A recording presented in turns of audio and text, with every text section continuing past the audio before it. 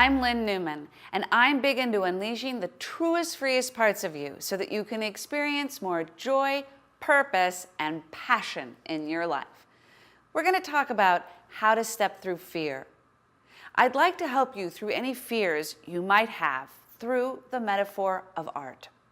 Making art can be a terrifying experience, like meeting a white piece of paper or staring at a blinking cursor on a Word document. It takes tremendous courage.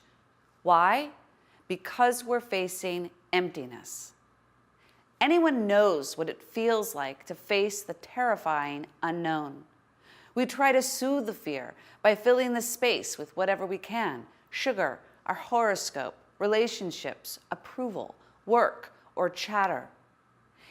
Emptiness is a big word in Buddhism. Westerners have misunderstood this word to mean a void, and that's what we're afraid of, being sucked up into some kind of black hole. But what emptiness really means in the Buddhist sense is spaciousness, boundlessness, and connectedness. Like when we first sit down in the morning at our desk with a pile of papers and a long to-do list, we can feel trepidation or panic. That's why so many great writers, when faced with a blank page, were prone to drink. But what they didn't know is that they didn't have to suffer in the way that they did.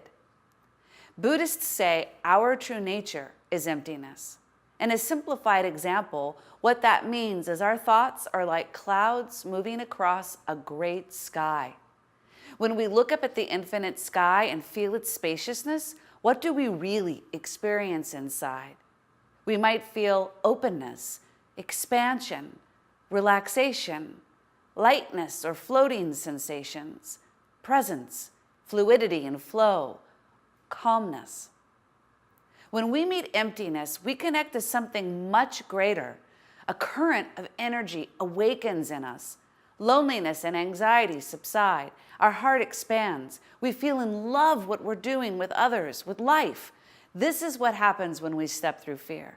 This is what's on the other side. If only we could know this and trust it.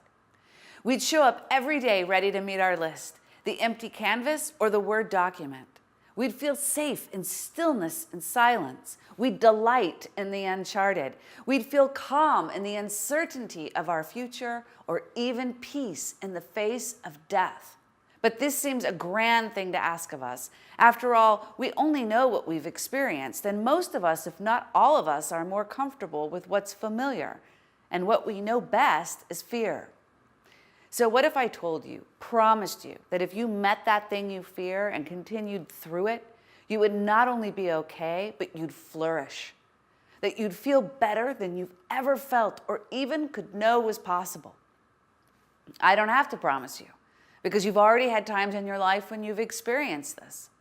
When you got the ball rolling and checked several things off your list, how great did you feel? Or when your fingers gained speed on your keyboard, or your brushstrokes smoothed vivid color onto canvas, or you danced with such freedom you felt like you could fly. It's just that little hump we have to get over, that moment we want to turn away from, but need to step forward into instead. And then the possibilities are endless. Wishing you fearlessness and sending you all my love.